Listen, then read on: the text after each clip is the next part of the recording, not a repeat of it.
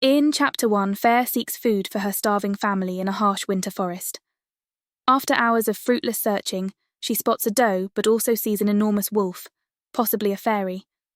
Knowing the wolf could threaten her village, she hesitates but ultimately shoots it with a special ash arrow, which mortally wounds the wolf. Ensuring its death with a second arrow, she is relieved it's just a wolf. She skins the wolf and carries the doe back, mindful of predators. This encounter showcases her desperation, survival skills, and the looming danger of fairies, driving the narrative's tension and world-building. In Chapter 2, Fair exits the forest with a deer carcass, exhausted and chilled. As night falls, she trudges towards her dilapidated cottage, greeted by her sister's chatter. The protagonist, Fair, reflects on the dire circumstances of her family, struggling to survive since losing their wealth. She endures her sister's complaints and her father's helplessness. Inside the cottage, tensions rise as Fair presents the deer, a rare bounty. Her sisters argue over trivial desires, oblivious to Fair's sacrifices. Despite their poverty, Fair remains resolute, bound by a promise to her dying mother to care for her family. Her father's rare moments of clarity provide little solace. Fair's frustrations culminate in a confrontation with her sister Nesta, who dreams of marrying a woodcutter's son, highlighting the stark contrast between Fair's harsh reality and her sister's naive hopes. In Chapter 3, Fair, along with her sisters Elaine and Nesta, goes to the market to sell wolf and doe hides. On the way, they encounter the children of the Blessed, who preach about the High Fae, causing tension. At the market, Fair sells the hides to a mercenary who warns her about fairies slipping through the wall, suggesting an increase in attacks. Fair meets with her lover, Isaac, while her sisters spend the money she earns. Later, at home, Fair considers discussing Nesta's suitor, Thomas Mandre. However, their evening is interrupted by a massive, growling creature bursting into their cottage. In Chapter 4, a fairy beast confronts Fair and her family over the killing of a disguised fairy. The beast accuses them under the treaty, demanding a life for a life or perpetual exile to Prythian. Fair, taking responsibility to protect her family, chooses to go with the beast to Prythian. Her decision is driven by the realization that she cannot escape the fairy's vengeance otherwise. With her father and sisters in shock, Fair prepares to leave, giving them instructions for survival. The chapter concludes with Fair departing with the beast into the night, beginning her journey into the perilous fairy realm, leaving behind her mortal life and family. In Chapter 5, Fair reflects on her decision to leave her family and journey into Prythian with the beast. As they traverse the dark forest towards the fairy realm, Fair encounters a white mare waiting for them. Despite her fear, she mounts the horse and follows the beast northward.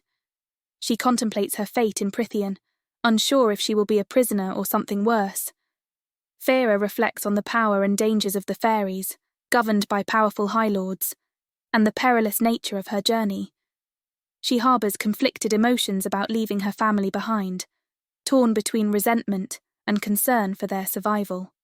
As they approach the border of Prythian, Fair prepares herself for the unknown future ahead, filled with dread and uncertainty about what awaits her beyond the enchanted wall.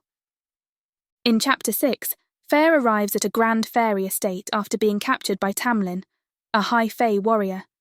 She marvels at the opulence and magic of the surroundings, but remains wary and fearful.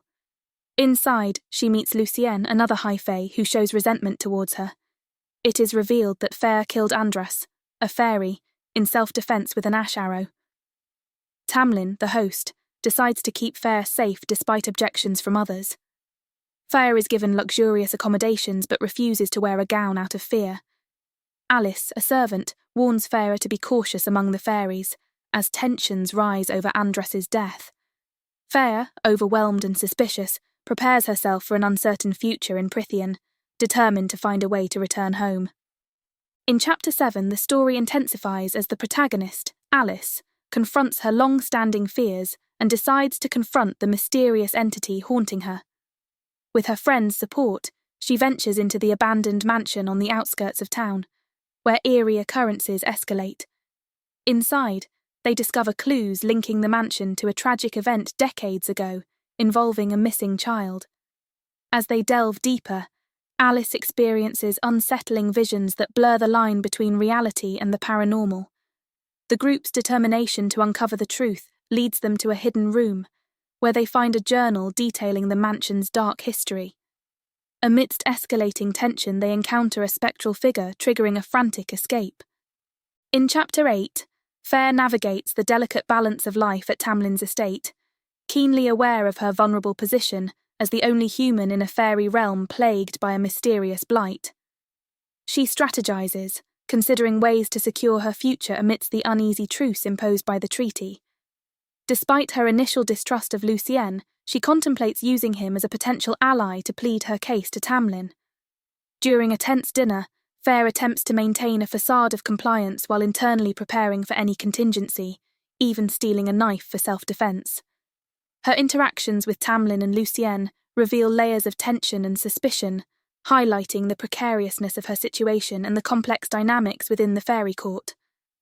As Fair plans and observes, she remains haunted by the feeling of being watched, unsure of the true intentions of those around her and the dangers lurking beyond the safety of the mansion walls.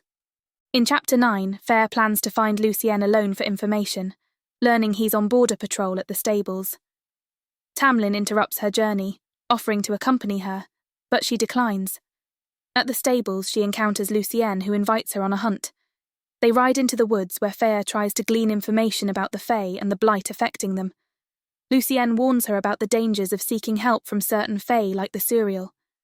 As they ride, tension rises when they sense a lurking threat in the forest, causing them both to brace themselves without reacting outwardly. In Chapter 10, Fair's world is upended when she unexpectedly encounters her father within the fairy realm. Despite her initial shock and distrust, she reluctantly agrees to return home with him, navigating a delicate balance between her mortal roots and the dangers of the Fae world. The reunion is fraught with tension as Fair grapples with conflicting emotions about her family and her newfound Fae alliances. This encounter underscores the secrecy and the high stakes of her journey, highlighting the precarious nature of her existence between two realms. It marks a crucial turning point as Fair delves deeper into Fae politics and her own evolving identity. The presence of her father adds a poignant layer of vulnerability and emotional turmoil, setting the stage for significant revelations about Fair's past and her pivotal role in the escalating conflict between mortals and Fae. In Chapter 11, Fair hastily prepares to escape with her father's unexpected arrival, hoping for a new life away from Tamlin's control. Despite her careful preparations, she is caught by Tamlin just as they are about to leave. Tamlin reveals a deadly creature, a puka, that had been luring Fair with illusions of her father and sisters. Confronted with the reality of her situation and Tamlin's power, Fair defends her desire to return home, conflicted by her duty to her family and the comforts offered by Tamlin. As days pass, tensions rise as Tamlin hunts a dangerous creature on their lands, leaving Fair to confront her growing unease and nightmares about her actions and the consequences of her choices. In Chapter 12, in the aftermath of a tense encounter between Tamlin and Lucienne, Fair navigates the eerie silence of the manor's halls. She attempts to acquaint herself with the estate by creating a makeshift map, marking exits and hiding places. While exploring, she encounters Tamlin transformed into a formidable, wounded beast, his injuries evidence of a recent battle with the Boga. Despite his intimidating presence, Fair tends to his wounds in a makeshift infirmary, revealing a brief glimpse of vulnerability beneath his usual stoicism.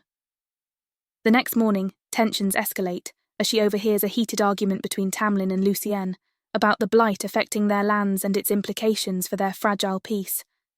Fair's curiosity and concern deepen as she grapples with the realization of the dangers lurking beyond the estate's seemingly tranquil facade. In Chapter 13, Fair explores Tamlin's opulent study, filled with ancient tomes and magical artifacts, amidst her mission to write a letter to her family warning them about the spreading sickness. Despite her limited literacy, she endeavours to teach herself while navigating the complex dynamics with Tamlin and his court. The discovery of a vast mural depicting the history of Prythian deepens her understanding of the Fae world's complexities and tensions. As Fair wrestles with her mistrust of Tamlin and the Fae, she seeks information from Lucian about the blight and finds herself entangled in a delicate dance of alliances and secrets, unsure whom to trust as she navigates the treacherous Fae court politics. In Chapter 14, Fair follows Lucien's instructions deep into the ancient western woods, armed with a snare and a dead chicken. As she navigates the dense, eerie forest, she encounters the elusive Suriel ensnared in her trap. The creature, ancient and grotesque, reveals secrets about Prythian's High Lords and the blight threatening the realm, originating from the King of Hybern across the sea. Despite warnings from the Suriel about impending danger from Naga, shadowy figures appear, prompting Fair to act swiftly to free the Suriel and confront the looming threat. In Chapter 15, Fair encounters 4 terrifying Naga in the forest, intent on capturing or killing her, and a trapped Suriel. Armed with her bow, Fair attempts to fend them off, but soon finds herself surrounded.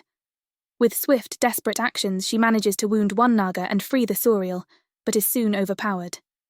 In a moment of intense struggle, just as she faces imminent capture and likely death, Tamlin intervenes. He arrives just in time to save Fair, swiftly dispatching the Naga with brutal efficiency. Despite the harrowing ordeal, Tamlin's timely rescue leaves Fair shaken but alive, and they return to the manor in silence, both marked by the violence of the encounter. In Chapter 16, Fair reflects on the day's events while Alice tends to her after a bath. Despite the impending dinner, Fair enjoys a moment of comfort with molten chocolate and Alice brushing her hair. She confronts Alice about the escalating fairy threats and potential for war, questioning why other High Lords aren't controlling their subjects. Alice, protective and stern, rebuffs Fair's inquiries, warning her against meddling in fairy politics. The discussion turns personal as Alice reveals her family's tragic history and her dedication to her nephews. Fair learns about the complexities of fairy life and begins to grasp the magnitude of her own actions and the challenges ahead. Later, at dinner with Tamlin and Lucien, Fair navigates newfound revelations about fairy truths and faces Tamlin's genuine concern amidst lingering tensions. In Chapter 17, Fair awakens from a haunting nightmare to screams and shouts downstairs. She rushes to find Tamlin carrying a severely injured fairy into their manor. The fairy, from the summer court, has had his wings brutally ripped off. Despite efforts to comfort him, the fairy's wounds are too severe, and he dies despite Tamlin's prayers. Fair stays by his side until the end, grappling with the cruelty inflicted upon him and her own regrets. Tamlin eventually carries the fairy's body outside to bury him, and despite Fair's desire to help, he insists on doing it alone. Fair reflects on her empathy towards the fairy, despite her initial prejudices against the Fae, and her remorse over her past actions, particularly involving Andras. In Chapter 18, Fair awakens to the aftermath of the fairy's demise, resolving to seek out Tamlin to address Andras's death. Tamlin proposes a ride to lift their spirits, leading them to a serene glen of breathtaking beauty. There, Fair discovers an enchanted pool shimmering with starlight-like water, which promises boundless happiness. Amidst moments of rare light-heartedness, they share jokes and swim together, forging a deeper bond. In this tranquil setting, Tamlin opens up about his past, shedding light on his complexities and the burdens he carries. As Fair begins to comprehend the depth of their world and the struggles of its inhabitants, the glen becomes a pivotal backdrop for their evolving relationship and Fair's journey of understanding and acceptance.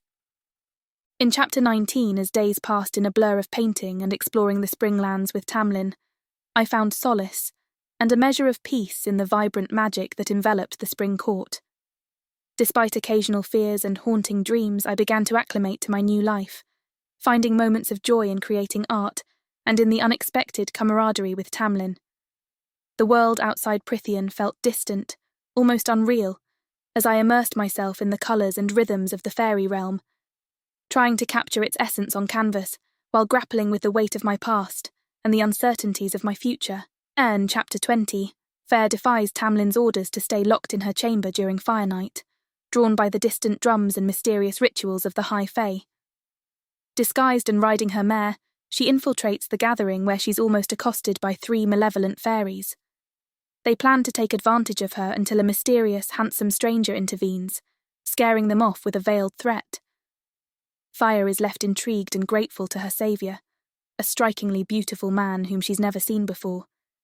This encounter deepens her curiosity about the secretive rituals and the nature of the fairies surrounding her, hinting at greater dangers and mysteries within the Spring Court and beyond. In Chapter 21, Fair attends the Great Rite Ceremony, where she encounters a mysterious high fae stranger. His unsettling charm and probing questions unsettle Fair, revealing the complex dynamics between mortals and fairies. As Fair navigates the festivities, she grapples with her growing unease and learns more about the fae's customs and traditions. This encounter deepens the narrative by illustrating Fair's increasing immersion in the fae world's intricate politics and rituals, setting the stage for revelations that will shape her understanding of her own place in this perilous realm. In Chapter 22, in the morning after a restless night, Fair wakes to find the servants still asleep from their celebration. She bathes to ease the ache from Tamlin's bite mark on her neck, then braids her hair, deciding against hiding the bruise. At breakfast, she confronts Tamlin and Lucien, who are surprised by her casual demeanour. Lucien notices the bruise and questions Tamlin, who admits to biting Fair after the rite. Tensions rise as Fair accuses Tamlin of trapping her like prey. Later, Fair channels her frustration into painting, depicting scenes from her past. That night, she surprises Tamlin with a gift of her artwork, hoping to bridge the emotional distance between them. Their exchange reveals Tamlin's struggle with his responsibilities and his growing appreciation for Fair's presence and understanding. In Chapter 23, the protagonist and Tamlin spend a peaceful afternoon in an unenchanted glen. Tamlin offers to enhance her human senses in exchange for a kiss, allowing her to fully experience his world. She agrees, and the kiss transforms her perception, making everything appear more vivid and magical.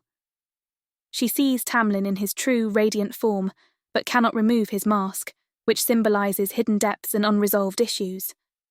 Tamlin explains that his glamour conceals his true appearance to blend in. After a playful exchange, she falls into an enchanted sleep beside him, deepening their bond and highlighting the complexities of Tamlin's world. This chapter advances the story by revealing more about their relationship and the magic that surrounds them. In Chapter 24, Fair wakes up to find her surroundings have changed due to the removal of glamours. Alice, now with bark-like skin, reveals Tamlin had glamoured the estate to appear more human-friendly. Tamlin explains that the fairies Fair now sees have always been present. Their conversation turns serious as Tamlin mentions the growing blight and the increased presence of dangerous creatures. The next morning, Fair finds a severed head in the garden, a gruesome message from the Night Court. Tamlin reassures her of her safety, despite the political tension. Their discussion reveals more about fairy politics and history, deepening Fair's understanding of her new world and the complexities of Tamlin's past. In Chapter 25, Tamlin is called away to deal with the advancing blight, leaving Fair anxious. The next day, the estate is decorated for the summer solstice celebration, and Alice prepares Fair for the festivities. Tamlin returns unharmed and they join the celebration together. Despite Lucien's warning, Fair drinks fairy wine, becoming euphoric and carefree. Tamlin plays music and eventually dances with Fair.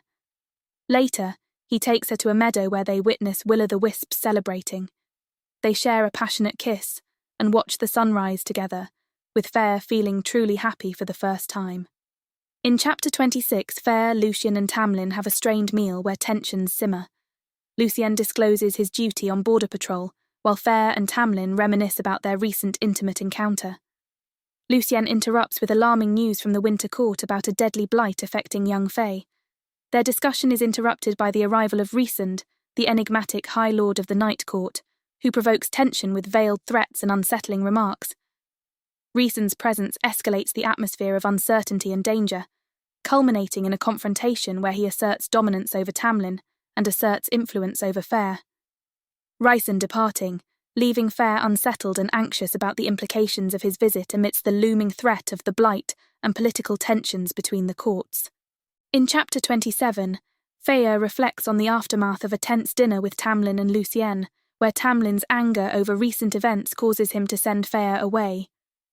Despite Fair's protests and confusion over the political and personal turmoil surrounding her, Tamlin insists she return home for her safety.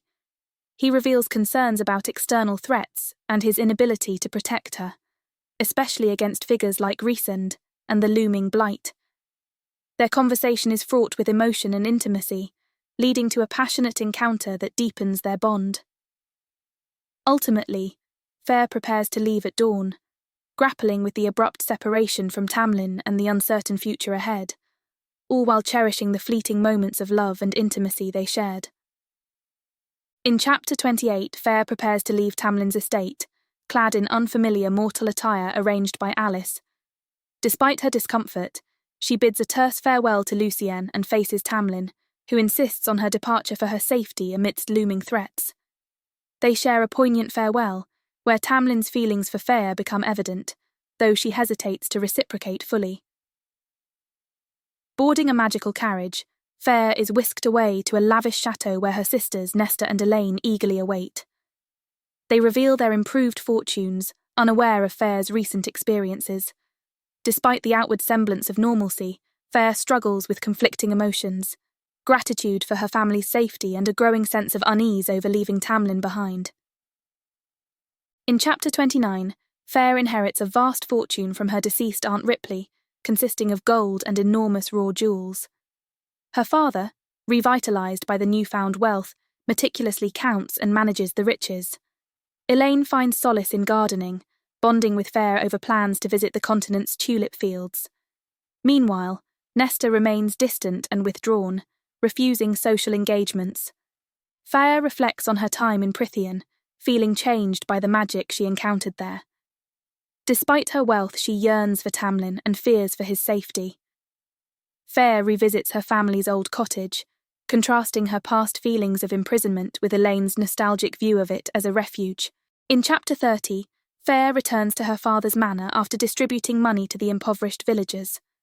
She encounters Thomas Mandray, who eyes her with familiarity, and later crosses paths with Isaac Hale and his new wife.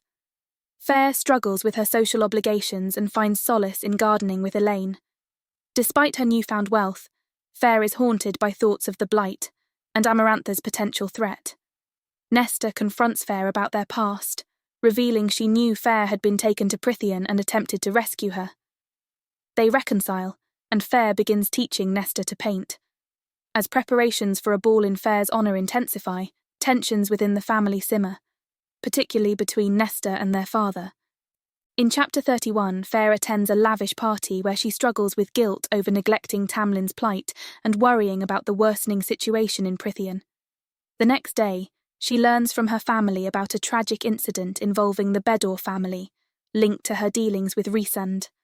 Urged by her fears, Fair prepares to return to Prythian, bidding an emotional farewell to her sisters. She rides through the magical barrier and arrives at the Spring Court to find it ravaged and deserted, indicating a violent upheaval. Despite calling out for Tamlin and Lucienne, Fair finds no answers, realising the severity of the situation and the possible loss of Tamlin.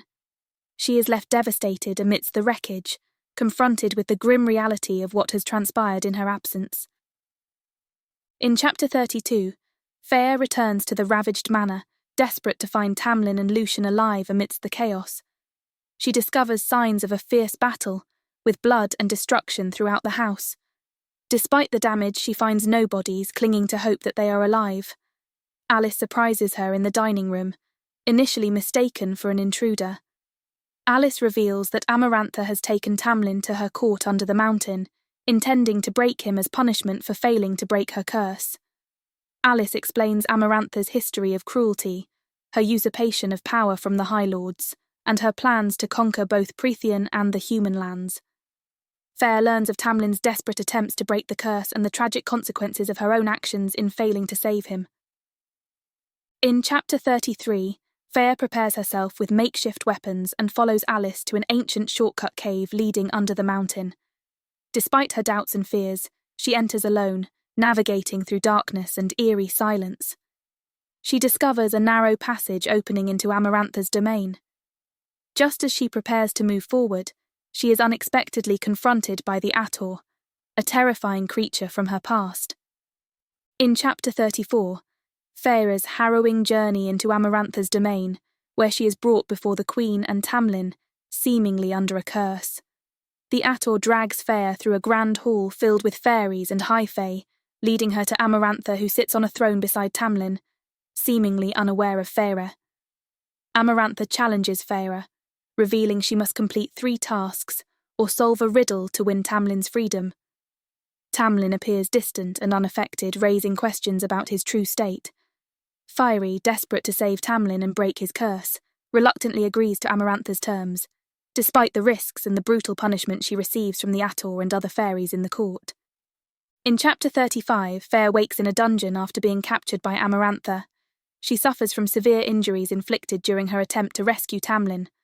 Lucien clandestinely visits her, briefly providing aid before guards interrupt. Fair is summoned to Amarantha's throne room, where she faces a riddle challenge. Despite the physical and emotional strain, she contemplates the riddle, hoping to find a way to secure freedom for herself and Tamlin. Back in her cell, Fair strategizes and endures harsh conditions, determined to survive and outwit Amarantha's plans.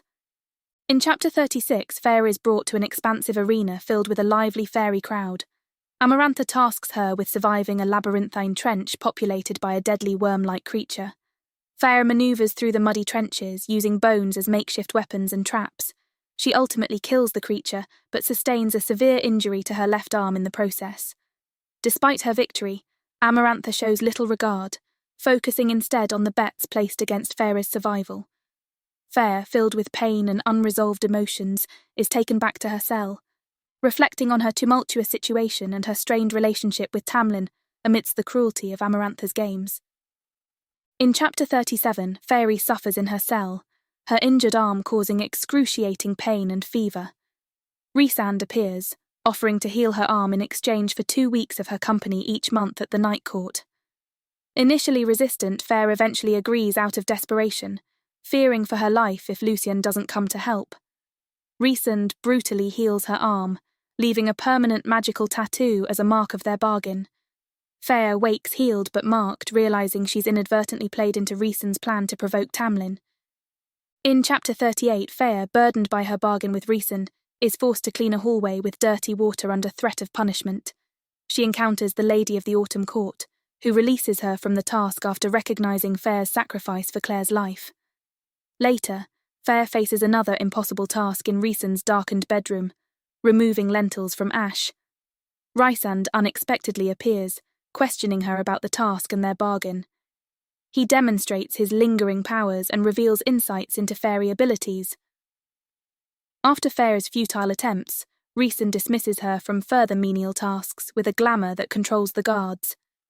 This encounter deepens Fair's understanding of fairy politics and her precarious position in Prythian, setting the stage for her continued challenges and alliances in the courtly intrigue to come. In Chapter 39, Fair continues to endure captivity in the Spring Court. Rhysand, from the Night Court, sends shadowy fairy servants to prepare her for a party at Amarantha's palace. They paint intricate designs on her body and dress her provocatively. Rhysand arrives, revealing he struck a bargain with Amarantha to spend time with Feyre every month. At the party, Feyre is humiliated as she dances for the amusement of the courtiers under the influence of fairy wine. She wakes in her cell the next day, sick and disoriented. Lucien visits, revealing Tamlin's struggles and Rhysand's manipulation. Fair continues to ponder Amarantha's riddle while enduring nightly torments orchestrated by Rhysand, who uses her in his schemes against Amarantha and the Spring Court. In Chapter 40, Fair faces her second trial set by Amarantha. Enclosed in a cavernous pit, she must solve a riddle to save herself and Lucien, who is chained nearby. Fair struggles with her illiteracy, but eventually chooses the correct lever, stopping descending spikes from killing them both. Despite her victory, Fair's emotional turmoil deepens as she grapples with her limitations and the realization that she may never break Amarantha's curse on Tamlin's court. Rhysand appears after the trial, teasing Fair and hinting at future torments in his court.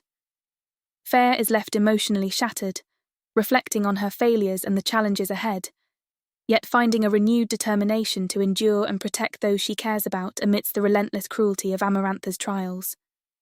In Chapter 41, Feyre's descent into despair after her second trial. She finds solace in fairy wine provided by Rhysand, numbing herself to the impossibility of solving Amarantha's riddle. Thoughts of Tamlin only deepen her anguish, knowing the third trial may be her end. Amidst her bleak thoughts, she overhears a secretive conversation between the ACOTAR and another creature, revealing political tensions and potential threats to her realm. This encounter heightens Farah's awareness of the dangers surrounding her. A distant melody briefly lifts her spirits, guiding her imagination to a place of beauty and hope, momentarily freeing her from despair. As she prepares for her final trial, Farah grapples with her fate and the weight of the impending challenges ahead.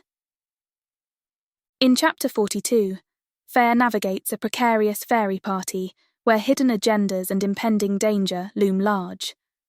Clashing with her painted skin, she awaits Ryzen's summons amidst revelry, only to be unexpectedly drawn into a passionate and risky encounter with Tamlin.